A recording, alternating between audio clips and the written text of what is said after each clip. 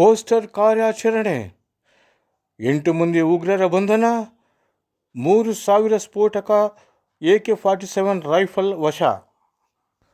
ಗುಜರಾತ್ ಭಯೋತ್ಪಾದನಾ ನಿಗ್ರಹ ದಳ 3 ಐಸಿಸ್ ಉಗ್ರರನ್ನು ಬಂಧಿಸಿದ ಬೆನ್ನ ಹಿಂದೆಯೇ ದೇಶಾದ್ಯಂತ ವಿಧ್ವಂಸಕ ಕೃತ್ಯಕ್ಕೆ ಸಂಚು ರೂಪಿಸಿದ್ದ 8 ಮಂದಿ ಉಗ್ರರನ್ನು ಬಂಧಿಸಲಾಗಿದೆ.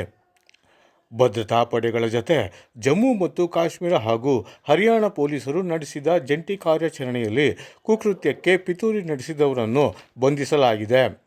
ಬಂಧಿತರಿಂದ 3,000 kgಯಷ್ಟು ಬೃಹತ್ ಪ್ರಮಾಣದ ಸ್ಫೋಟಕ ಹಾಗೂ AK-47 ರೈಫಲ್ಗಳನ್ನು ವಶಪಡಿಸಿಕೊಳ್ಳಲಾಗಿದೆ. ಬಂಧಿತರಲ್ಲಿ 4 ಉಗ್ರರು ಸಹ ಸೇರಿದ್ದಾರೆ. ಜಮ್ಮು ಕಾಶ್ಮೀರದಲ್ಲಿ ಬಂಧಿತರನ್ನು doctor Muzammil Shakeel Ahmad, doctor Adil, doctor Shaheen, Zameer Ahmad Ahangar, ಮೌಲ್ವಿ ಇರ್ಫಾನ್ ಅಹಮದ್, ಮಕ್ಸೂದ್ ಅಹಮದ್ ದಾರ್, ಯಾಸೀರ್ ಉಲ್ ಅಶ್ರಫ್, ಆರಿಫ್ ನಿಸ್ಸಾರ್ ದಾರ್ ಎಂದು ಗುರುತಿಸಲಾಗಿದೆ.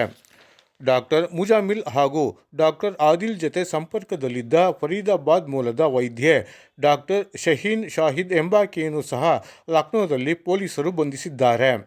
ನಿಷೇಧಿತ ಜೈಷ್ ಎ ಮೊಹಮ್ಮದ್ ಹಾಗೂ ಅನ್ಸರ್ ಫಜ್ವತ್ ಉಲ್ ಹಿಂದ್ ಸಂಘಟನೆ ಜತೆ ನಂಟು ಹೊಂದಿದ್ದ ಉಗ್ರರು 2 ನಿವಾಸಗಳಿಂದ 3,000 kg ಸ್ಫೋಟಕ ಸಾಧನ ವಶಪಡಿಸಿಕೊಳ್ಳಲಾಗಿದೆ. ಜತೆಗೆ ಅಪಾರ ಪ್ರಮಾಣದ ಭಾರತ ವಿರೋಧಿ ಬರಹಗಳು, AK-47 ರೈಫಲ್ಸ್ ಸೇರಿದಂತೆ ಆಧುನಿಕ ಶಸ್ತ್ರಾಸ್ತ್ರಗಳು, ಮದ್ದುಗುಂಡುಗಳು, ಬಾಂಬ್ ತಯಾರಿಕೆಗೆ ಬಳಸುವ ಕಚ್ಚಾ ವಸ್ತುಗಳನ್ನು ಜಪ್ತಿ ಮಾಡಲಾಗಿದೆ. ಗುಜರಾತ್ ATS ಪೊಲೀಸರು ನಡೆಸಿದ ಕಾರ್ಯಾಚರಣೆಯಲ್ಲಿ ಒಬ್ಬ ವೈದ್ಯ ಸೇರಿ 3 ಉಗ್ರರನ್ನು ಭಾನುವಾರ ಬಂಧಿಸಲಾಗಿತ್ತು. ಬಂಧಿತರ ವಿಚಾರಣೆ ಆಧರಿಸಿ ಪೊಲೀಸರು ನಡೆಸಿದ ವ್ಯಾಪಕ ಕಾರ್ಯಾಚರಣೆಯಲ್ಲಿ ಉಗ್ರರ ವಿಧ್ವಂಸಕ ಕೃತ್ಯ ಬಯಲಾಗಿದೆ. ಇತ್ತೀಚೆಗೆ ಜೈಷ್ ಎ ಮೊಹಮ್ಮದ್ ಸಂಘಟನೆ ಬೆಂಬಲಿಸಿ ಶ್ರೀನಗರದಾದ್ಯಂತ ಪೋಸ್ಟರ್ ಅಂಟಿಸಲಾಗಿತ್ತು. ಭದ್ರತಾ ಪಡೆಗಳು ಪೊಲೀಸರಿಗೆ ಹೆದರಬೇಡಿ, ಯಾವುದೇ ರೀತಿಯ ತನಿಖೆಗೆ ಸಹಕರಿಸಬೇಡಿ, ಜೈಷ್ ಸಂಘಟನೆ ಕುರಿತ ಮಾಹಿತಿ ಹಂಚಿಕೊಳ್ಳಬೇಡಿ ಎಂಬ ಸಂದೇಶ ಆ ಪೋಸ್ಟರ್ನಲ್ಲಿತ್ತು.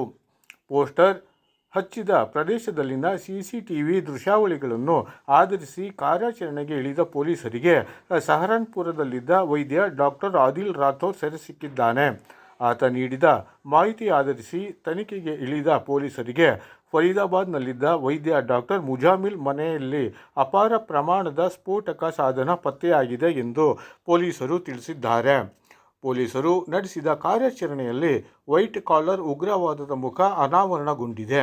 ವೈದ್ಯಕೀಯ ವೃತ್ತಿಯಲ್ಲಿದ್ದುಕೊಂಡೇ ವಿದ್ಯಾರ್ಥಿಗಳನ್ನು ಮೂಲಭೂತವಾದಿಗಳಾಗಿ ರೂಪಿಸಲು ಬಂಧಿತ ವೈದ್ಯರು ಕೆಲಸ ಮಾಡುತ್ತಿದ್ದರು ಎಂದು ಹೇಳಲಾಗಿದೆ. ಪಾಕ್ ಮೂಲದ ಉಗ್ರ ಸಂಘಟನೆಗಳು ಮಾತ್ರವಲ್ಲದೆ ಕೆಲ ವಿದೇಶೀಯ ಸಂಘಟನೆಗಳು ಸಹ ಸಂಪರ್ಕದಲ್ಲಿದೆ.